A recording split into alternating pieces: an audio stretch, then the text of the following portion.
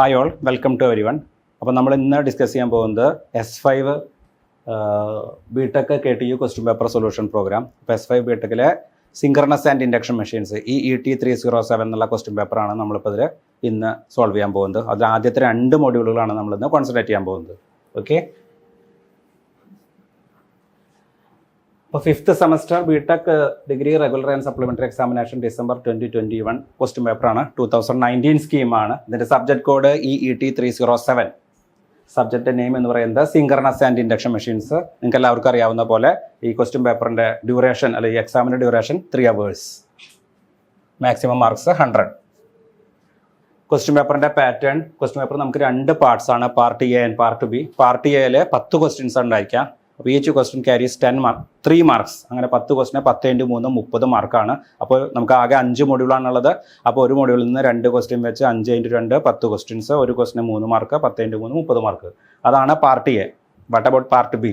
Part B contains 2 questions from each module. അപ്പോൾ ഓരോ മൊഡ്യൂളിൽ നിന്നും 2 ക്വസ്റ്റ്യൻ വെച്ചിട്ട് അതിലേതെങ്കിലും you have to attempt only 1 question from each module. അങ്ങനെ 5 മൊഡ്യൂളിൽ നിന്നായിട്ട് നമ്മൾ 5 ഫുൾ ക്വസ്റ്റ്യൻ നിങ്ങൾ അറ്റംപ്റ്റ് ചെയ്യേണ്ടി വരും പാർട്ട് ബിയിൽ. ഒരു ഫുൾ ക്വസ്റ്റിന് 14 മാർക്ക്. അപ്പോൾ 5 × 14 70 from part B, 10 × 3 30 from part A. Total 70 + 30 = 100. I think question paper pattern is clear. നമ്മളുടെ 2021 BTech EET307 synchronous and induction machines എന്ന സബ്ജക്റ്റിൻ്റെ മൊഡ്യൂൾ 1 ആൻഡ് മൊഡ്യൂൾ 2 ആണ് നമ്മൾ ആദ്യമായിട്ട് ഡിസ്കസ് ചെയ്യാൻ പോകുന്നത്. അപ്പോൾ ആ മൊഡ്യൂൾ 1 സിലബസ് ജസ്റ്റ് ഒന്ന് നോക്കുക. Principle of operation of 3-phase alternators, its constructional features, types of armature windings, EMF equation, numerical problems, etc. Then harmonics, causes of harmonics, suppression of harmonics, rating of alternators, parameters of armature winding, armature reaction, equivalent circuit, phasor diagram, load characteristics, power flow equations. These are the topics that you have to concentrate as far as module 1 is concerned. അപ്പോൾ നമ്മൾ question പേപ്പറിൽ 2021 ഡിസംബറിലെ 19 സ്കീമിലെ question paper EET307 part എയിലെ questions നമ്മൾ 1 by 1 ആയിട്ട് discuss ചെയ്യാൻ പോകുന്നത്. അതിൽ first questions discuss about different types of armature winding. അപ്പോൾ നമ്മൾ പ്രധാനമായിട്ട് different types of armature winding ഒരു 5 വൈൻഡിങ്ങുകളോളം നമുക്ക് ഡിസ്കസ് ചെയ്യാനുണ്ട്. അപ്പോൾ അതിൽ first one single layer winding and double layer winding.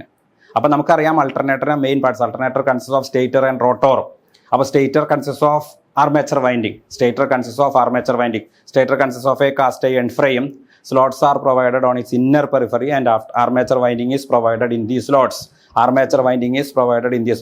അപ്പോൾ what are the different types of armature winding? First one, single layer winding and double layer winding. What is the difference between single layer winding and double layer winding? I told you stator consists of a cast iron frame. Slots are provided on its inner periphery and armature winding is provided in these slots. If a slot consists of only one conductor or coil side, ഈ conductor തന്നെയാണ് coil side. ഒരു 2 conductors constitute 1 coil. അപ്പോൾ 2 coil side കൂടി ചേർന്നാൽ ഒരു കോയിലായി. Coil വേറെ, coil side വേറെ. Coil side means conductor. അപ്പോൾ if a slot consist of only 1 conductor or coil side, it is non as single layer winding. If a coil consist of 2 coil sides or 2 conductors, it is non as double layer winding. അതാണ് single layer വൈൻഡിങ്ങും double layer വൈൻഡിങ്ങും തമ്മിലുള്ള വ്യത്യാസം. ഒരു സ്ലോട്ടിൽ 1 conductor ആണെങ്കിൽ single layer, 2 conductor ആണെങ്കിൽ double layer. അപ്പോൾ നമ്പർ ഓഫ് കോയിൽസ് കണ്ടുപിടിക്കാനുള്ള equation C is equal to half into U into S. C is equal to half into U into S, where C is equal to number of coils, U is equal to number of coil sides or conductors. അപ്പോൾ മനസ്സിലാക്കുക, coil side എന്ന് പറഞ്ഞാൽ കണ്ടക്ടറാണ്. അപ്പോൾ C is equal to total number of coils, U is equal to number of coil sides or conductors, S is equal to number of slots. ഇതാണ് single layer winding and double layer വൈൻഡിങ്ങിനെ കുറിച്ച് പറയാനുള്ളത്. Armature വൈൻഡിങ്ങിലെ രണ്ടാമത്തെ category concentrated winding and distributed winding. Concentrated വൈൻഡിങ്ങും distributed വൈൻഡിങ്ങും, what is the difference between these two? A winding with only 1 slot per pole per phase is called a concentrated winding. അതായത് നമ്മൾ M is equal to, അതിൻ്റെ notation ഓർത്ത് വയ്ക്കായിരിക്കും നല്ലത്. M is equal to slot per pole per phase. If M is equal to 1, if M is equal to slot per pole per phase, ഒരു ഫേസിലെ ഒരു പോളിലെ ഒരു slot ആണുള്ളതെങ്കിൽ it is a concentrated winding. Otherwise it is known as a distributed winding. If M is not equal to 1, it is known as distributed winding. If M is equal to 1, it is known as concentrated winding. M means slot per pole per phase. Okay. അടുത്ത category, armature വൈൻഡിങ്ങിലെ അടുത്ത category, അതായത് full pitched winding and short pitched winding. അപ്പോൾ single layer winding and double layer winding. Then രണ്ടാമത് നമ്മൾ പറഞ്ഞത് concentrated winding and distributed winding. അടുത്ത് നമ്മൾ പറയാൻ പോകുന്നത് full pitched winding and short pitched winding. What is the difference between full pitched winding and short pitched winding? A coil with a span of 180 degree electrical is called a full pitched coil. അതായത് ഒരു കോയിലിന്റെ ഒരു side, if one side of a coil is under the influence of north pole and other side of the coil is under the influence of south pole and the electrical phase displacement between the two coil is 180 degree, then that coil is known as full pitched coil. That means distance between the two sides of a coil are expressed in terms of electrical degree. Distance between the two sides of a coil are expressed in terms of electrical degree. If that electrical degree is 180, it is a full pitched coil. If it is not 180 or if it is less than 180, it is known as a short pitched coil. Okay, so that is the difference between full pitched coil and full pitched winding, short pitched coil and short pitched winding. അപ്പോൾ ഒരു കോയിലിന്റെ coil span 180 degree electrical ആണെങ്കിൽ, if the coil span is 180 degree electrical, it is full pitched coil. ആ full pitched coils ഉള്ള winding ആണ് full pitched winding. Otherwise, if the coil span is less than 180 degree electrical, it is known as a short pitched winding. That is the difference between full pitched winding and short pitched winding. I think it is clear. Then next one, integer slot pitch and fractional slot pitched winding. എന്താണ് integer slot pitchും fractional slot pitchും? നമ്മൾ നേരത്തെ പറഞ്ഞു what is the difference between concentrated winding and distributed winding. അതായത് if m is equal to slot per pole per phase 1 ആണെങ്കിൽ അത് integer slot pitch winding, M not equal to 1 ആണെങ്കിൽ അത് fractional slot pitch winding. നേരത്തെ പറഞ്ഞത് M is equal to slot per pole per phase is equal to 1 ആണെങ്കിൽ, M is equal to 1 ആണെങ്കിൽ concentrated winding, M not equal to 1 ആണെങ്കിൽ distributed winding. അത് concentrated winding and distributed winding.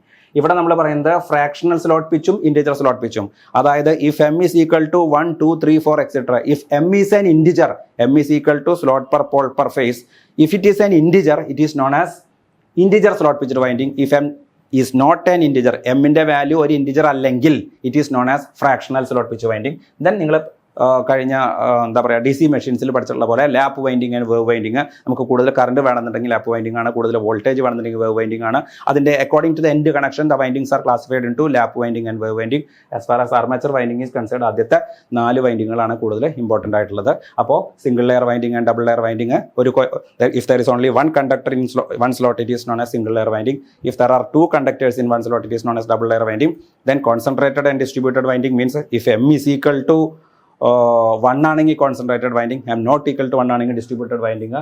Full pitched and short pitched winding, if the coil span is 180 degree electrical ആണെങ്കിൽ it is full pitched, otherwise it is short pitched.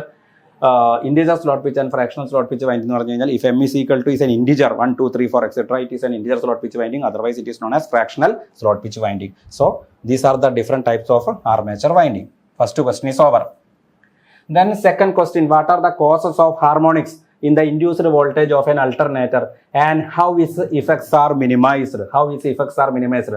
So what are the causes of harmonics that we are going to discuss? When alternators are loaded, the generated waveforms deviates from sinusoidal waveform. അപ്പോൾ sinusoidal waveform എന്ന് പറഞ്ഞു കഴിഞ്ഞാൽ generated waveform. In the case of an alternator means AC generator. The generated waveform is a fundamental sinusoidal waveform. പക്ഷേ when an alternator is loaded, generated waveform deviates from its sinusoidal waveform. Generated waveform deviates from its sinusoidal waveform. Such non-sinusoidal waveforms whose frequencies are the integral multiples of frequency of the fundamental waveform known as harmonics.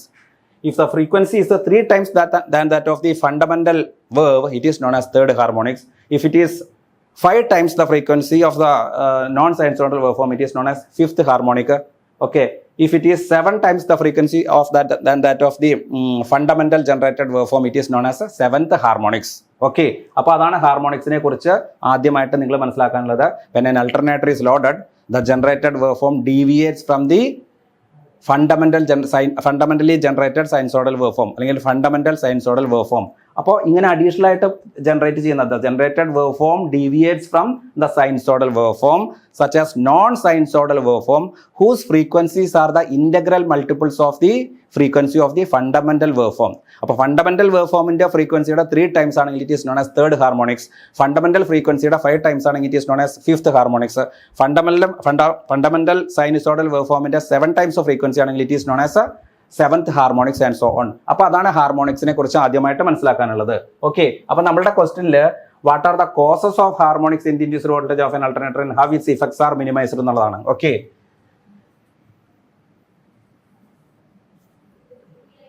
അപ്പോൾ അതിനു മുമ്പ് നമ്മൾ മനസ്സിലാക്കി വെക്കേണ്ട ഒരു കാര്യം,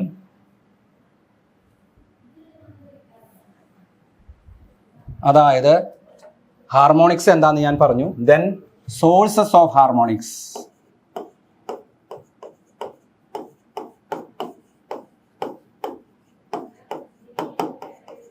sources of harmonics. അതിലൊന്ന് saturation of iron, non sinusoidal flux,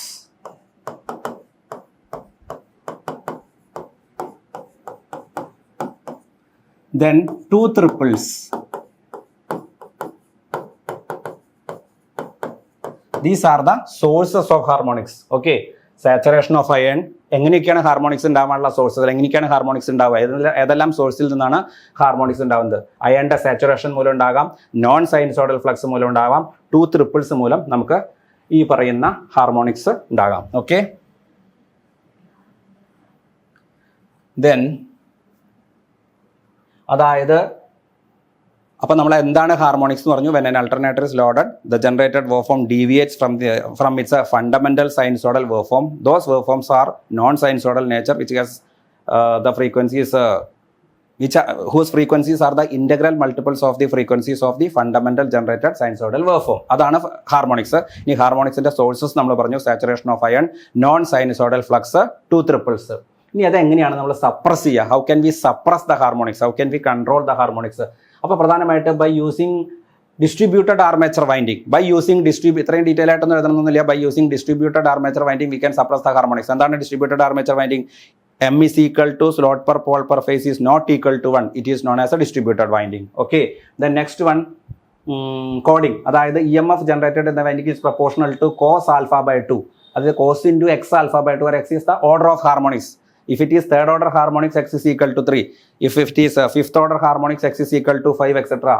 Alpha is equal to the short coded angle. Short coded angle means അതായത് if the coil span 180 degree ആണെങ്കിൽ, coil span 180 degree ആണെങ്കിൽ full pitch coil span, അപ്പോൾ alpha is equal to 180 minus coil span. അപ്പോൾ if a coil span is 140 degree electrical, ഒരു കോയിലിന്റെ രണ്ട് സൈഡുകൾ തമ്മിലുള്ള electrical degree 140 ആണെങ്കിൽ ആൽഫ is equal to 40. അതായത് 180ക്ക് അത്രയും കുറവുണ്ട്, അതാണ് ഷോർട്ട് കോഡഡ് ആംഗിൾ. അപ്പോൾ നമ്മൾ the EMF generated in the winding is proportional to cos of x alpha by 2, where x is the order of harmonics, where alpha is the coding angle and x is the order of harmonics. അപ്പോൾ അതിനനുസരിച്ച് if a proper value of angle of coding is selected, then harmonics EMF can be reduced. അതായത് alpha is equal to pi by n ആണ്. അപ്പോൾ by selecting suitable angle alpha we can reduce the harmonics. Okay, അപ്പോൾ അതാണ് coding മുഖാന്തരം. അപ്പോൾ by using distributed armature winding, we can reduce the harmonics.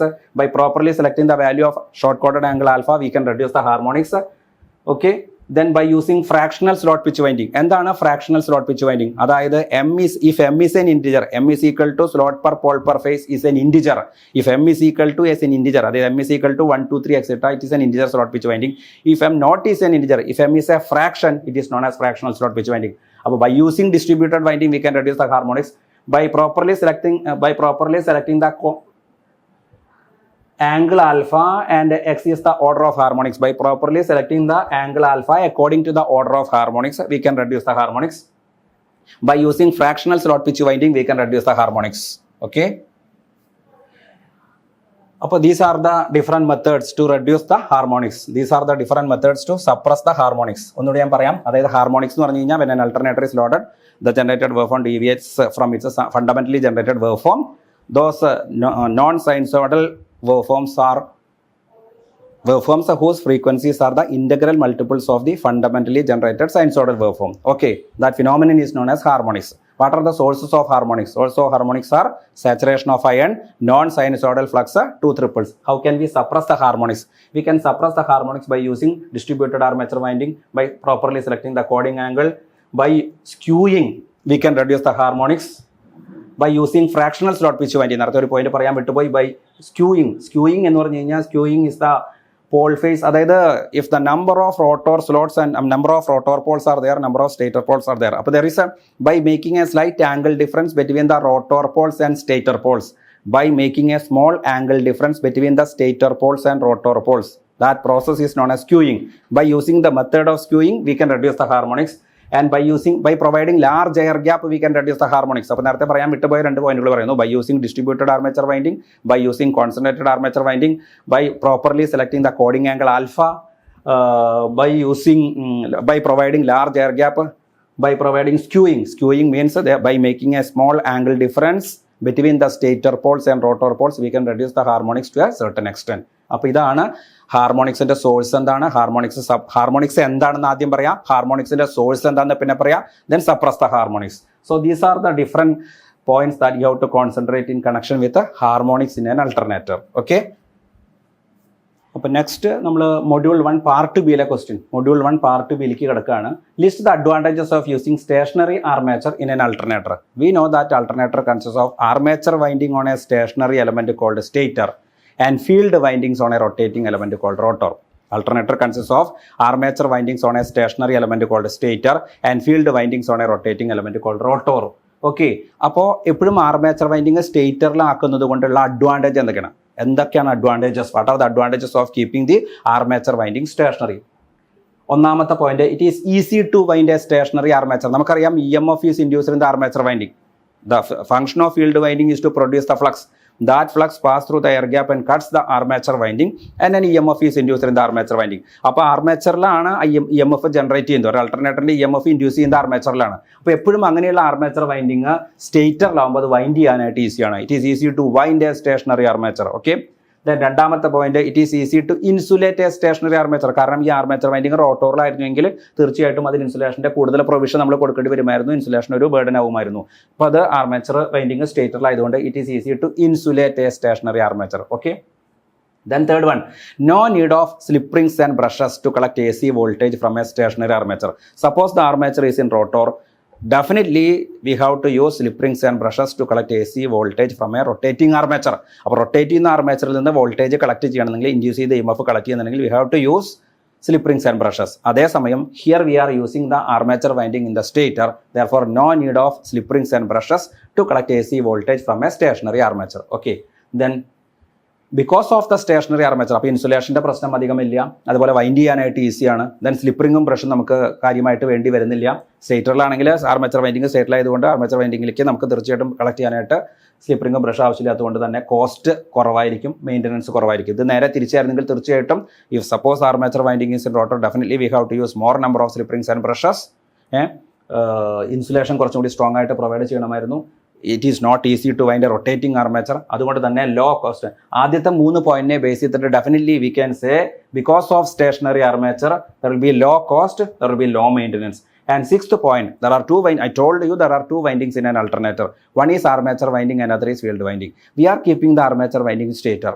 Definitely we have to provide the field winding in rotor. The heavy winding is armature winding, in which EMF is induced. We are keeping that armature winding in the stator. A heavy winding is stator ആയതുകൊണ്ട് we can rotate the armature in a faster, we can rotate the armature at a higher speed and high EMF can be generated. Suppose ഒന്ന് ആലോചിച്ച് നോക്കൂ, if you are keeping the armature winding in rotor, so then the heavy armature winding is in rotor, so it is not possible to run the alternator at higher speeds and low EMF, thus and it is not possible to generate a higher EMF. But in the case of stationary armature, the stationary armature means armature winding is a heavy winding. That armature winding is in stator, therefore we can run the armature, run the alternator at a higher speed and high EMF can be generated. These are the advantages of keeping the armature winding stationary. Okay, I think it is clear. അതായത് it is easy to wind a stationary armature, easy to insulate a stationary armature, no need of slip rings and brushes to collect AC voltage from a stationary armature. ആദ്യത്തെ 3 പോയിന്റിനെ base ചെയ്തിട്ടുള്ള cost കുറവേ വേണ്ടു, maintenance കുറവേ വേണ്ടു. അതുപോലെ തന്നെ high സ്പീഡിൽ run ചെയ്യാനായിട്ട് സാധിക്കും because heavy winding is in stator and lighter winding field winding is in rotor. Okay, then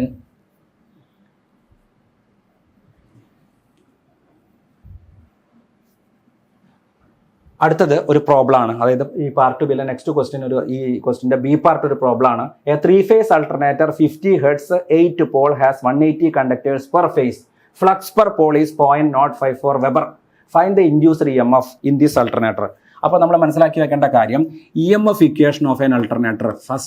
First we have to write EMF equation of an alternator. We know that the EMF equation of an alternator is by heart പഠിക്കാം 4.44 F phi T Kc Kd its unit is volt. This is the EMF equation of an alternator. It's a very simple problem.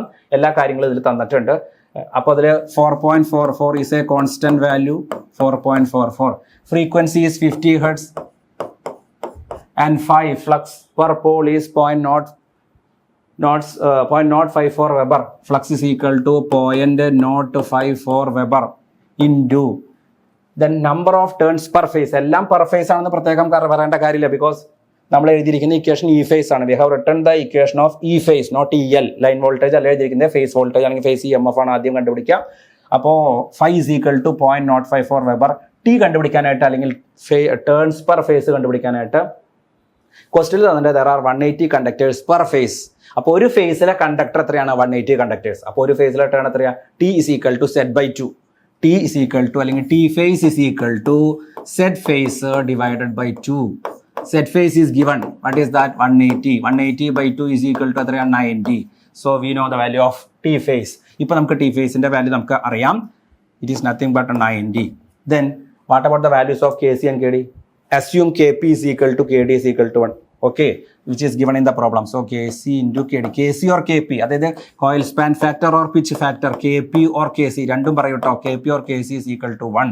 Kd means a distribution factor or breadth factor, which is also 1. അപ്പോൾ Kp is equal to 1, Kd is equal to 1. Kp തന്നെയാണ് Kc. ഇത് substitute ചെയ്യും. ഇത് നിങ്ങൾ calculate ചെയ്യുമ്പോൾ you will get an answer that is 1078.92 volt ആണ് ഈ face, അതായത് EMF induced per phase. Then we have to find the value of line value of induced EMF. EL is equal to, this is a star connected alternator. Okay, this is a star connected alternator. പ്രത്യേകിച്ചൊന്നും unless stated otherwise, take it as a star connected alternator. അതല്ല delta connection എന്ന് പറഞ്ഞിട്ടുണ്ടെങ്കിൽ definitely line voltage is equal to phase voltage in a delta connected alternator. But in a star connected alternator, line voltage is equal to VL is equal to √3 V phase. So EL is equal to √3 into E phase. അപ്പോൾ സംശയിക്കേണ്ട അതിൽ star connection ആണെന്ന് ക്വസ്റ്റ്യനിൽ പറഞ്ഞിട്ടില്ലെങ്കിലും you can take it as a star connected alternator. പ്രത്യേകിച്ച് ഒന്നും പറഞ്ഞില്ലെങ്കിൽ star connection ആയിട്ട് എടുക്കുക. Which is equal to √3 into 1078.92. Its a final answer is 1868.74 volt. Okay, അപ്പോൾ ഈ പ്രോബ്ലം വളരെ സിമ്പിളാണ്. EMF ഇക്വേഷൻ വെച്ചിട്ട് പ്രോബ്ലം ചോദിക്കാൻ സകല സാധ്യതയുണ്ട്. പക്ഷെ എപ്പോഴും ഇത്രയും സിമ്പിൾ ആയിക്കൊള്ളുന്നില്ല. കുറച്ചും കൂടി ചെറുതായിട്ടും കൂടി ഒരു ഹെവി ആയിട്ട് എന്തെങ്കിലും ഒരു ട്വിസ്റ്റഡ് ക്വസ്റ്റൻ ഒക്കെ ആയിട്ട് ചിലപ്പോൾ ഒരു പക്ഷേ പ്രതീക്ഷിക്കാം. പക്ഷെ നമുക്ക് എപ്പോഴും ഉറപ്പിക്കാവുന്ന, നിങ്ങൾക്ക് ഉറപ്പിച്ച് മാർക്ക് എന്തായാലും കിട്ടുമെന്ന് ഉറപ്പിക്കാവുന്ന ഒരു ക്വസ്റ്റനാണ് EMF ഇക്വേഷനായിട്ട് ബന്ധപ്പെട്ടിട്ടുള്ള ഒരു problem. Okay, I think it is clear. Then next, അപ്പോൾ പാർട്ട് ബിയിലെ second question, Module 1, Part B, second question. What is the significance of winding factor in the induced voltage of an alternator? Derive the expression for the same. അപ്പോൾ derive the expression for the same എന്ന് പറഞ്ഞു കഴിഞ്ഞാൽ, അതായത് EMF ഇക്വേഷനായിട്ട് ബന്ധപ്പെട്ട് ഇപ്പോൾ തന്നെ ഞാൻ നിങ്ങളോട് പറഞ്ഞു E phase is equal to 4.44 F5T Kc Kd volt. Kc തന്നെയാണ് കേട്ടോ KB. Kc Kd volt. This is the its unit is volt. അപ്പോൾ നമുക്കത് ആ ഇക്വേഷൻ ഡിറൈവ് ചെയ്യണം. അതിലിപ്പോൾ what is the significance of winding factor? അപ്പോൾ ആദ്യത്തെ ക്വസ്റ്റിൻ്റെ ആൻസർ ആദ്യം പറയാം. ഇതിൽ രണ്ട് ക്വസ്റ്റ്യൻസ് ആണ്. അപ്പോൾ first part 4.44 F5T Kc into Kd എന്നുള്ളതിനെ we can write it as KW, winding factor. അതായത് KW is equal to Kp into Kd. KW is equal to Kp into Kd. Okay, Kpയുടെ equation Kp is equal to cos alpha by 2. Okay, in the case of a third harmonics or in the case of harmonics, you can rewrite the equation as cos of n alpha by 2 or x alpha by 2. അങ്ങനെ വേണമെങ്കിൽ എഴുതാം. Where n is the order of harmonics. N is the order of harmonics. N is the order of harmonics. അതേപോലെ Kd is equal to sin m beta by 2. Sin m beta by 2 divided by m sin beta by 2. Sin m beta by 2 divided by m sin beta by 2. Where m is equal to slot per pole per phase. Slot per pole per phase. Beta is equal to 180 divided by n. Where n is equal to slot per pole. N is equal to slot per pole. M is equal to slot per pole per phase. N is equal to slot per pole. Beta is equal to 180 by n. ഇതാണ് സാധാരണ equation. അപ്പോൾ as far as harmonics is concern നമുക്കിതിനെ this equation can be rewritten as sine of n into where n is order of harmonic. ഇപ്പോൾ ഈ എന്നും ആ എന്നും അപ്പോൾ ഇവിടെ നമുക്ക് ഇൻ ദ കേസ് ഓഫ് ഇവിടെ വേറൊരു എൻ കിടക്കുന്നുണ്ട്. അപ്പോൾ ഈ എന്നിന് പകരം ഞാൻ എക്സ് എന്ന് എഴുതാൻ പോയി, എനിക്ക് കൺഫ്യൂഷൻ ആവേണ്ട. X is equal to order of ഹാർമോണിക്സിന് എക്സ് ഇസ് ഈക്വൽ ടു, അപ്പോൾ sine x cos alpha by 2 എന്ന് റീറൈറ്റ് ചെയ്യാൻ പോവാണ് കേട്ടോ. Sine x cos of x alpha by 2, cos of x alpha by 2 ആണ് കെ പിയുടെ equation. Okay, where x is the order of harmonics. ഇനി K ഡിയുടെ equation, distribution factor equation sin m beta by 2 divided by m sin beta by 2. In the case of fundamentally generated wave form, the order of harmonics is equal to 1. Fundamental sinusoidal wave form n is equal to x is equal to 1. Appo in the case of harmonics, we can rewrite this equation as sin of x m beta by 2 divided by m into sin of x into beta by 2. അപ്പോൾ x എന്ന് പറഞ്ഞു കഴിഞ്ഞാൽ order of harmonics. If it is A third order harmonics, the value of x is equal to 3. If it is a fifth order harmonics, x is equal to 5. If it is a seventh order harmonics, x is equal to 7. അപ്പോൾ ഈ ക്വസ്റ്റിൻ്റെ first part, what is the significance of winding factor in the induced voltage of an alternator? അതിൻ്റെ answer, first of all you have to write the EMF equation. This EMF equation can be reduced as 4.44 FIT into KW volt. കാരണം KC into KD നമുക്ക് simplify ചെയ്തത് winding factor എന്ന് എഴുതാം, KW. അപ്പോൾ KW എന്ന് പറഞ്ഞു കഴിഞ്ഞാൽ it is the product of KP and KD. There is a significance for harmonics in the case of a winding factor because KP is equal to cos alpha by 2. If it is a fundamental generated sinusoidal waveform, the order of harmonics n is equal to 1. If it is a third order harmonics or fifth order harmonics or seventh order harmonics, x ന്റെ value 1 ആവില്ല. Third order harmonics ആണെങ്കിൽ x ന്റെ value 3 ആവും. Fifth order ആണെങ്കിൽ x ന്റെ value 5 ആവും. അപ്പോൾ KP is equal to cos of 5 into alpha by 2. Seventh order harmonics ആണെങ്കിൽ cos of 7 into alpha by 2. In the same manner, KD is equal to sin m beta by 2 divided by m sin beta by 2, where m is equal to slot per pole per phase. അപ്പോൾ ഇതാണ് fundamental sinusoidal വേവ്ഫോമിന്റെ കേസിലെ ഈ equation. In the case of harmonics, you can use this equation. Okay. In the case of fundamental sinusoidal waveform, you can use this equation cos alpha by 2. In the case of harmonics, you can use the second equation. Okay. Otherwise, ഒരു equation പഠിച്ചാലും മതി, ഈ ഹാർമോണിക്സിന്റെ equation പഠിച്ചാലും മതി. In the case of fundamental, x നെ substitute ചെയ്യുക, 1 substitute ചെയ്യുക. അപ്പോൾ no problem.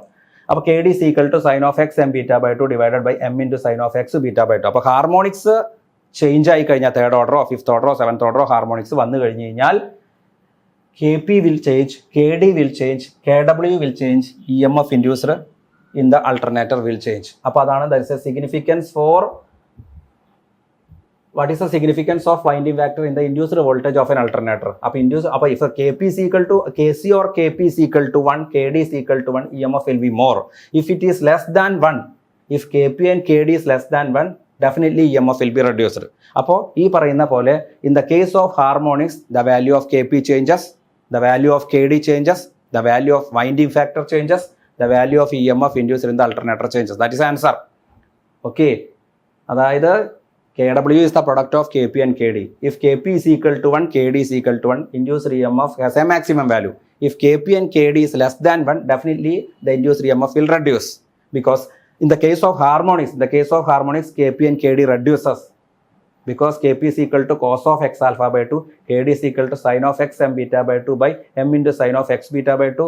When there is harmonics, KP, KD reduces, KW reduces, EMF reduces. That is the significance of winding factor in the induced voltage of an alternator.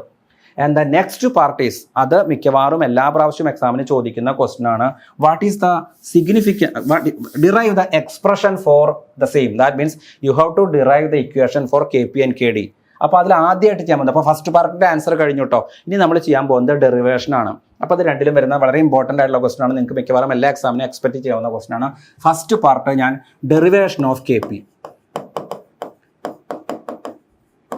Derivation of KP or KC, coil span factor or pitch factor or coding factor. KP or KC. KP is equal to vector sum of EMF induced in a coil. KP is equal to vector sum of EMF induced in a coil vector sum of EMF induced in a coil divided by arithmetic sum of EMF induced in a coil. Arithmetic sum of EMF induced in a coil. Vector sum of EMF induced in a coil by arithmetic sum of EMF induced in a coil, or vector sum of EMF induced in a coil means it is the EMF induced in a short pitched coil, because in a short pitched coil the coil span is not 180. If the coil span is less than 180 degree, definitely it will be a short pitched coil. Up in the case of short pitched coil, the resultant EMF in the short pitched coil is vector sum. The resultant EMF in the full pitched coil is it's a arithmetic sum.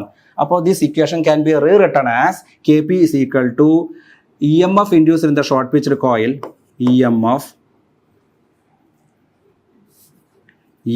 induced in the short pitched coil, EMF induced in the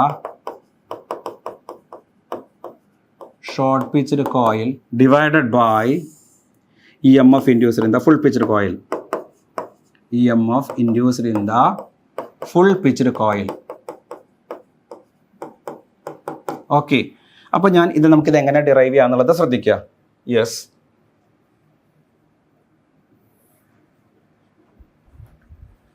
so K P ആണ് നമ്മൾ derive ചെയ്യുന്നത്. അപ്പോൾ അതിൻ്റെ equation നമ്മൾ എഴുതി. So to find the arithmetic sum, if the coil is a full pitched coil, appo coil side EMF induced in the EMF induced in one coil side is ES, and EMF induced in the other coil side is also ES. So EMF induced in this coil side ES. Coil side means conductor. EMF induced in the two conductors constitute one coil. Conductor is also known as coil side. Okay. And this is denoted as O, and this is A, and this is B, and this is AB. Here I have drawn a short pitched coil. അപ്പോൾ EMF induced in this coil side AB is equal to ES. EMF induced in the next coil side is OB, which is also ES. So what is the vector sum of EMF induced in the short pitched coil? Because EMF induced in the short pitched coil is known as vector sum. അപ്പോൾ അത് കണ്ടുപിടിക്കാനായിട്ട് in a short pitched coil span is short of 180 degree electrical by an angle alpha. കാരണം കോയിലുകൾ നമ്മൾ 180 അല്ല. In the case of a full pitched coil, in the case of full pitched coil, coil span is equal to 180 degree. In a short pitched coil span is short of 180 degree by an angle alpha. If coil span is equal to 140, alpha is equal to 180 minus coil span. Alpha is equal to 180 minus coil span. Short coded angle alpha is equal to 180 minus coil span. So if coil span is equal to, അപ്പോൾ രണ്ട് coil സൈഡുകൾ തമ്മിലുള്ള ആ electrical degree 140 degree ആണെങ്കിൽ that is short coded angle is equal to 180 minus 140, which is equal to 40. In the case of full pitched coil, ആ രണ്ട് കോയിലുകൾ തമ്മിലുള്ള angle difference എത്രയാണ് വരിക? Electrical degree between the two sides of the coil is 180 degree electrical ആണ്. അപ്പോൾ in the case of a full pitched coil, resultant EMF in the full pitched coil is equal to arithmetic sum,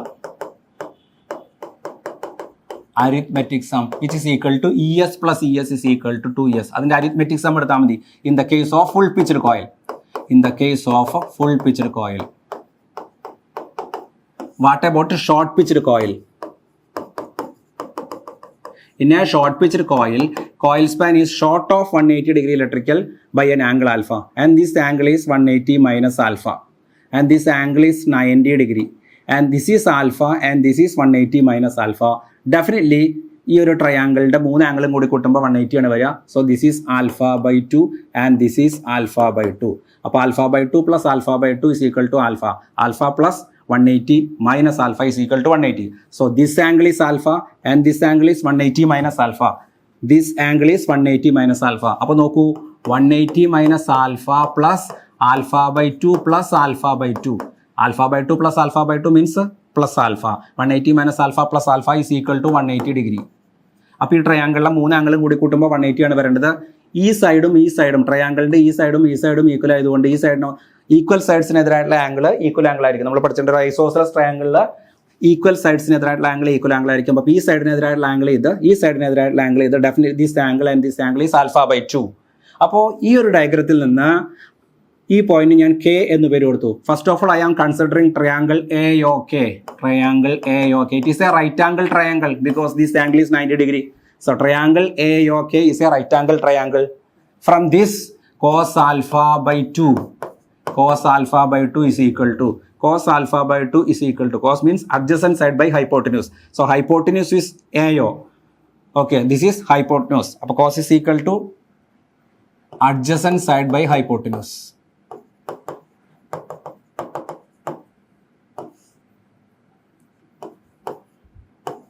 That means adjacent side എന്ന് പറയുന്നത് A K, hypotenuse എന്ന് പറയുന്നത് E S. E S means E M F inducing one coil side or conductor. അപ്പോൾ cos alpha by 2 is equal to A K by E S. A K is equal to E S into cos alpha by 2. Okay, അപ്പോൾ ഈ ഒരു triangle എടുത്തിട്ട് നമ്മൾ A K കണ്ടുപിടിച്ചു. ഇനി what about a triangle B O K? Consider triangle B O K. This is also a right angle triangle because this angle is 90 degree.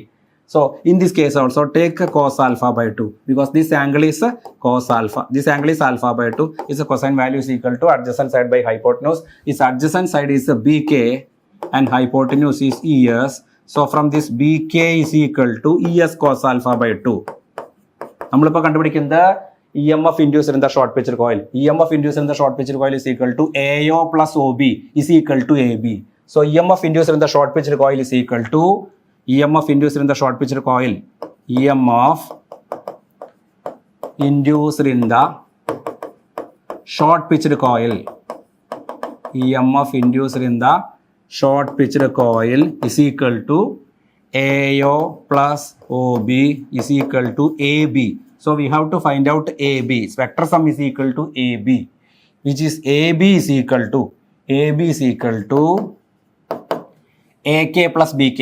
AB is equal to AK plus BK is equal to ES cos alpha by 2. AK is equal to ES cos alpha by 2. BK is equal to ES cos alpha by 2. So ES cos alpha by 2 plus ES cos alpha by 2. That is 2 ES cos alpha by 2. 2 ES cos alpha by 2. Okay. From this we can find out the value of Kp.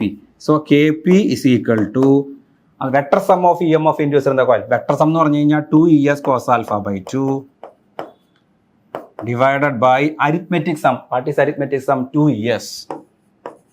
2 ES, 2 ES cancelled. So coil span factor or pitch factor or coding factor is equal to cos alpha by 2, where alpha is the short coded angle. So derivation of Kp is over. അപ്പോൾ നമ്മൾ pitch factor or coil span factor or coding factor നമ്മൾ derive ചെയ്ത് കഴിഞ്ഞു. ഇനി അടുത്ത് നമ്മൾ derive ചെയ്യാൻ പോകുന്നത് distribution factor or breadth factor.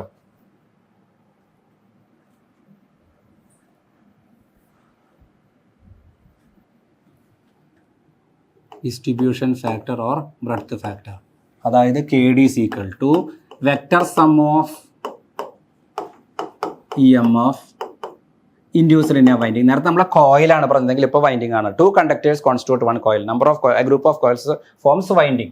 Vector sum of EMF induced in a winding. Vector sum of EMF induced in a winding divided by arithmetic sum of EMF induced in a winding. Arithmetic sum of EMF induced in a winding. Okay. Vector sum of EMF induced in a winding divided by arithmetic sum of EMF induced in a winding. അതായത് vector sum of EMF induced in a winding means EMF induced in the distributed winding. EMF induced in the distributed winding divided by arithmetic sum means it is the EMF induced in the concentrated winding. EMF induced in the concentrated winding. Okay, so how can we derive? അപ്പോൾ KD അതാണ് നമ്മൾ പറയാൻ പോകുന്നത്. അപ്പോൾ KD is equal to and equation vector sum of EMF induced in a winding divided by arithmetic sum of EMF induced in a winding, or it is the EMF induced in the distributed winding divided by EMF induced in the concentrated winding. That is EMF induced in the distributed winding means it's a vector sum. EMF induced in the concentrated winding means it's a arithmetic sum. Okay, so how can we derive? So first of all we have to draw the diagram A, B, C, D, D, E. There are 4 coils. Okay, A, B, B, C, C, D, D, E. For a group of coils forms a winding. അപ്പോൾ A B ഒരു coil, B C വേറൊരു coil, C D മറ്റൊരു coil, D ഒരു വേറെ coil. ഓരോ കോയിലും induce ചെയ്യുന്ന M of E C. നേരത്തെ പറഞ്ഞത് ഓരോ കോയിൽ സൈഡാണ്. കാരണം കോയിൽ സൈഡ് കൂടി ചേർന്നിട്ടാണ് കോയിൽ ഉണ്ടാവുന്നത് in the case of coil span factor. ഇപ്പോൾ നമ്മൾ പറയാൻ പോകുന്നത് വൈൻഡിങ് ഫാക്ടറാണ്. അപ്പോൾ കോയിലുകൾ കൂടി ചേർന്നിട്ടാണ് വൈൻഡിങ് ഉണ്ടാവുന്നത്. അപ്പോൾ ഒരു coil E M F induce ചെയ്യുന്നു എന്നുള്ളതിന് ഇ സി എന്നുള്ള റെപ്രസെൻറ്റേഷൻ ആണ്. അപ്പോൾ ഓരോ കോയിലും ഇ എം എഫ് ഇൻഡ്യൂസ് ചെയ്യുന്നത്. അപ്പോൾ എ ബി എല്ലായിടത്തും ഞാൻ എഴുതുന്നില്ല, ബി സിയുടെ അവിടെ മാത്രമേ എഴുതിയിട്ടുള്ളൂ. അപ്പോൾ A B, B C, C D, D E. Okay,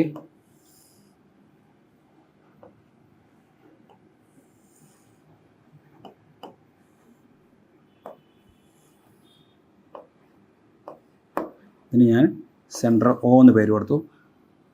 okay, O A centre and O S radius. നമുക്കൊരു സർക്കിൾ ഇങ്ങനെ വരയ്ക്കാം. അപ്പോൾ A B, B C, C D, D E represents different coils. These different coils form a winding.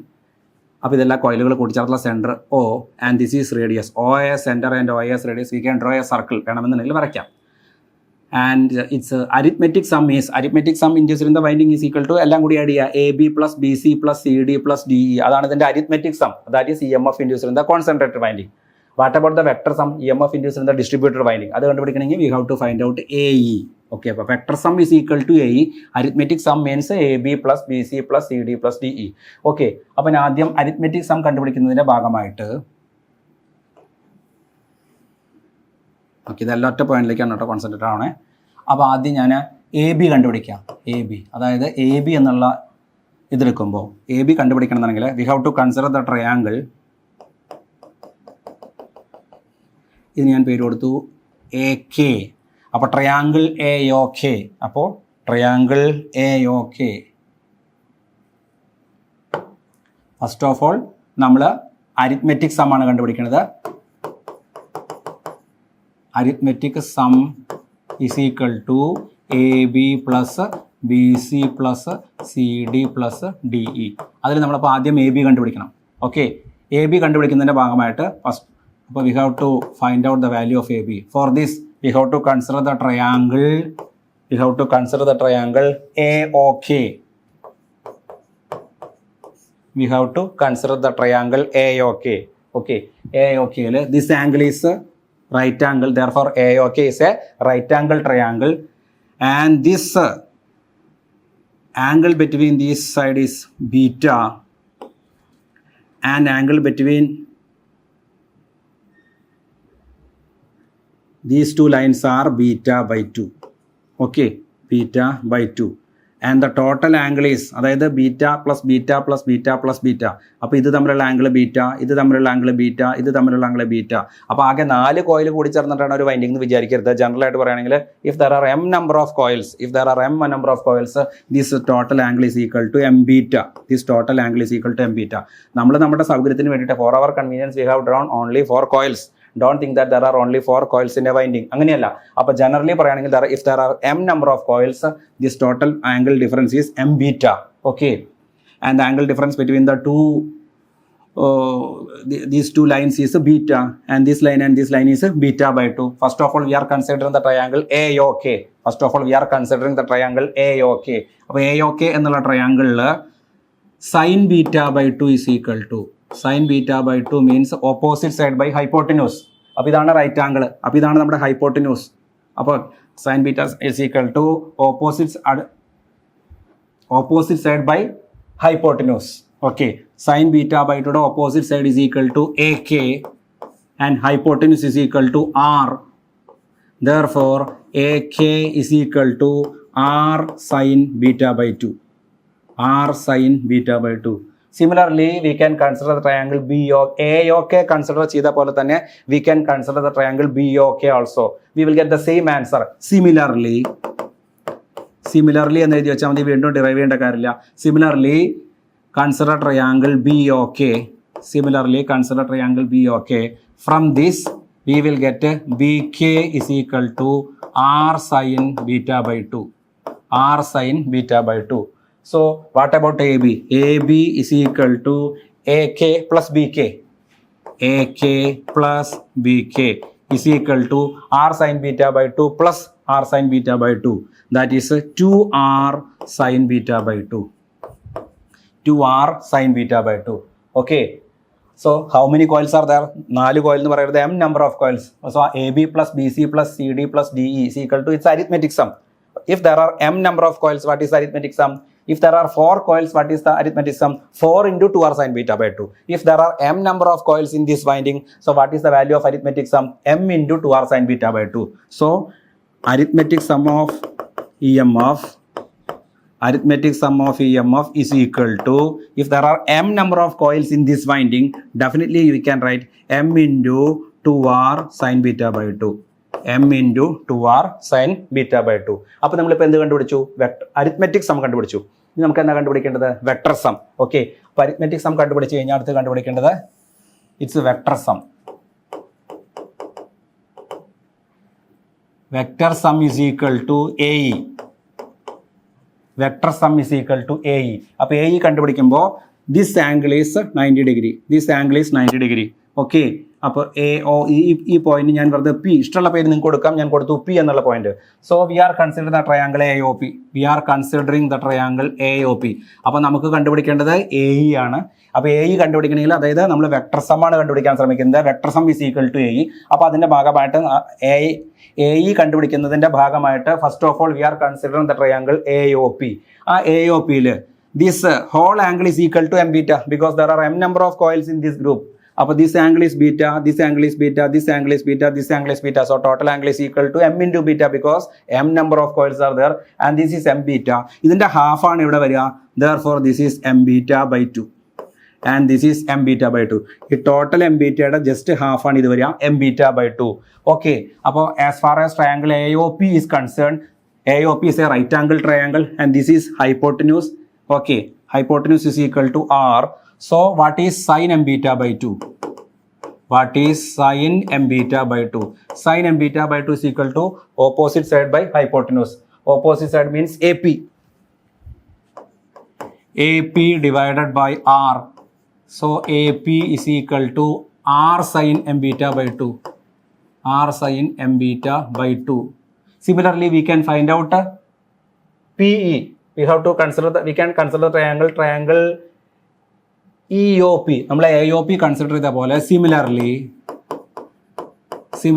we can consider the triangle EOP. ആദ്യം നമ്മൾ AOP ആണ് consider ചെയ്തത്. ഇനി നമുക്ക് കൺസിഡർ ചെയ്യേണ്ടത് EOP. We can consider the triangle EOP. We can consider the triangle EOP. ഇങ്ങനെ ഈ triangle EOP consider ചെയ്യുമ്പോൾ നമുക്ക് കിട്ടും, അതായത് sine m beta by 2 is equal to, ഇതേപോലെ തന്നെ sine m beta by 2 is equal to AP by R എന്ന് പറഞ്ഞ പോലെ തന്നെ EP by R. Okay, from this EP is equal to R sine m beta by 2. EP is equal to R sine m beta by 2. Okay, R sin m beta by 2. So what is AE? AE is equal to vector sum. AE is equal to its vector sum. AE is equal to AP plus PE. AE is equal to AP plus PE. AE is equal to AP plus PE is equal to R sin m beta by 2 plus R sin m beta by 2 is equal to 2R sin m beta by 2. R sin m beta by 2 plus R sin m beta by 2 is equal to 2R sin m beta by 2. 2R sin m beta by 2. Okay, അപ്പോൾ we got arithmetic sum, we got its vector sum, then we can easily find out distribution factor or breadth factor KD is equal to vector sum by arithmetic sum. That means 2R sin m beta by 2 divided by m into 2R sin beta by 2. ഇതാണ് ഇതിൻ്റെ arithmetic sum, m into 2R sin beta by 2. ഇതാണ് ഇതിൻ്റെ vector sum. Okay, അപ്പോൾ ഇതിൽ ഈ 2R cancelled. The final answer is KD is equal to sin m beta by 2 divided by m sin beta by 2. Okay, m sin beta by 2. Where m is equal to, I told you m is equal to slot per pole per phase, beta is equal to 180 by n, where n is equal to slot per pole. Okay, അപ്പോൾ ഇത്രയും കാര്യങ്ങൾ നമ്മൾ പറഞ്ഞു കഴിഞ്ഞു. അപ്പോൾ KD is equal to sin m beta by 2 divided by m sin beta by 2. KP is equal to cos alpha by 2. this is the derivation of winding factor. Winding factor is equal to where winding factor Kw is equal to Kp into Kd. Okay, so this question is over. I think this part is clear, this derivation is clear, I think. Then അപ്പോൾ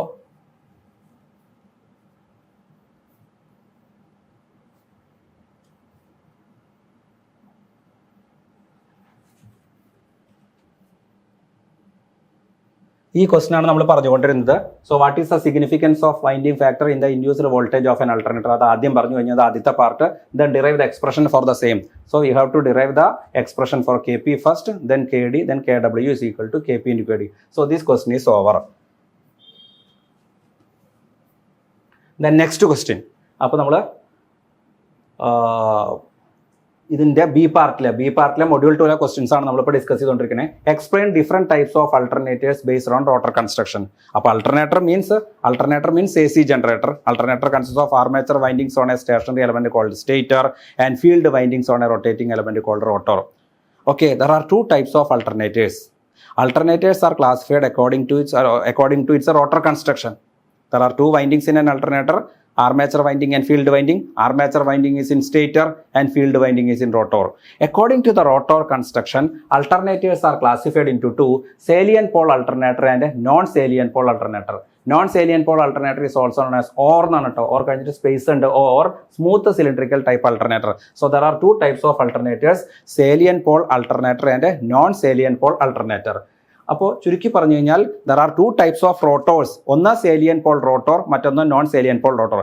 according to the rotor construction, alternators are named as salient pole rotor, and according to the rotor construction there are two types of rotor: salient pole rotor and non-salient pole rotor, and hence the alternators are named as salient pole alternator and non-salient pole alternator. മനസ്സിലായിട്ടുണ്ടെന്ന് വിചാരിക്കുന്നു. അൾട്ടർനേറ്ററിൽ stator ഉണ്ട്, rotor ഉണ്ട്. സ്റ്റേറ്ററിലുള്ളത് armature winding. Rotor ഒരു സേലിയൻ pole rotor ആണെങ്കിൽ ആ അൾട്ടർനേറ്ററിനെ സേലിയൻ pole alternator എന്ന് വിളിക്കും.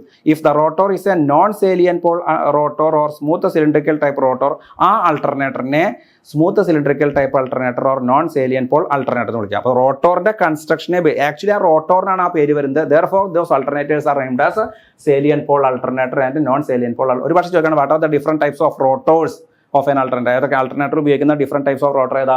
സേലിയൻ pole rotor, non salient pole rotor. അപ്പോൾ ഏതൊക്കെയാണ് different types of alternator? Salient pole rotor ഉള്ള alternator salient pole alternator, non salient pole rotor ഉള്ള alternator non salient pole or smooth cylindrical type alternator. What are the different types of rotors എന്ന് ചോദിച്ചാലും different types of ആൾട്ടർനേറ്റേഴ്സ് എന്ന് വെച്ച് കഴിഞ്ഞാലും ഒരുപോലെ തന്നെ. ഇനി എന്താണ് salient pole or projecting pole type alternator? ഇതിന്റെ ഫിഗർ ഇതാ ഇവിടെ കൊടുത്തിട്ടുണ്ട്. This is a salient pole rotor and this is a non salient pole rotor. This is a salient pole rotor and this is a non salient pole rotor. In the case of salient pole rotor, salient means saliency, അതായത് project ചെയ്ത് നിൽക്കുക. In a salient pole rotor it consists of a circular steel frame. Salient pole rotor consists of a circular steel frame. Poles are projecting outwards. Therefore this rotor is known as salient pole rotor. And field winding is wound on these poles. അപ്പോൾ field winding പറഞ്ഞാൽ നമ്മൾ ഇങ്ങനെ ചുറ്റുന്നു. അടുത്തതിൽ ഒരു വൈൻഡിങ്ങിൽ if we are providing the winding clockwise and anti-clockwise direction alternatively, we are getting the north poles and south poles alternatively. So this is the salient pole rotor. Whereas in the case of a non-salient pole rotor or smooth cylindrical type rotor, rotor is made of a smooth solid forged steel radially cylinder having number of slots. അതായത് in the case of non-salient pole or smooth cylindrical type rotor, there are no projecting poles or salient poles on the rotor. It is cylindrical in shape. Slots are provided on its outer periphery and winding is provided in field winding is provided in these slots. Okay, rotor is cylindrical in shape. Slots are provided on its outer periphery and winding is provided in these slots. അപ്പോൾ അതിൽ തന്നെ ഇവിടെ ഇതാണ് that's the main difference. കൺസ്ട്രക്ഷനിൽ this is the main difference between salient pole rotor and non salient pole rotor. ഇനി മറ്റുള്ള വ്യത്യാസങ്ങൾ, this rotor is used in a low speed alternator and this rotor is used in a high speed alternator. Okay, അടുത്ത point, this rotor has large diameter and low axial length, whereas this rotor has low diameter and large axial length. അതായത് salient pole rotor has large diameter and low axial length, whereas this non salient pole or smooth cylindrical type rotor has low diameter and large axial length. This rotor is used in salient pole rotor is used in low speed alternator and this rotor is used in high speed alternator. അടുത്ത point these are driven by gas engines or gas turbine. That means salient pole rotor use ചെയ്യുന്ന alternators are driven by gas engines or gas turbines and these are driven by steam engines or steam turbines. അടുത്ത point, I told you this is a low speed alternator and this is a high speed alternator. Therefore this alternator consists of less number of poles and this alternator consists of more number of poles because alternator runs at synchronous speed. Therefore this alternator or AC generator is also known as synchronous generator. The speed is synchronous speed. Synchronous speed can be represented as ns. Ns is equal to 120 f by p. So these are the main differences between salient pole rotor and a non-salient pole rotor. The difference, salient pole rotor consists of a circular steel frame. Poles are projecting outwards and winding is wound on these poles alternately in order to get a north and south pole, whereas a non-salient or smooth cylindrical type consists of it is cylindrical in shape. Slots are provided on its outer periphery and winding is provided in the slots. This is a low speed alternator, this is a high speed alternator, and these are driven by gas engines or gas turbines, and these type of alternators are driven by steam engines or steam turbines. And this is a low speed alternator, hence more number of poles. This is a high speed alternator and less number of poles. And this type of rotor or this type of alternator rotor has large diameter and low axial length, and this has small diameter and a large axial length. ഇതാണ് പ്രധാനപ്പെട്ട ഡിഫറൻസുകൾ. Okay, so that is the main difference between cylindrical type and non-cylindrical type rotor or cylindrical type alternator and salient pole alternator and non-salient pole alternator. അപ്പോൾ 19 സ്കീമിലെ ഈ ET307 synchronous and induction മെഷീനിലെ 2021 December എക്സാമിൻ്റെ module 1ൻ്റെ solution നമ്മൾ complete ചെയ്യാതിരിക്കുകയാണ്. ഈ നമ്മൾ അടുത്ത സെഷനിൽ മൊഡ്യൂൾ 2 ആയിട്ട് വരും. Thank U.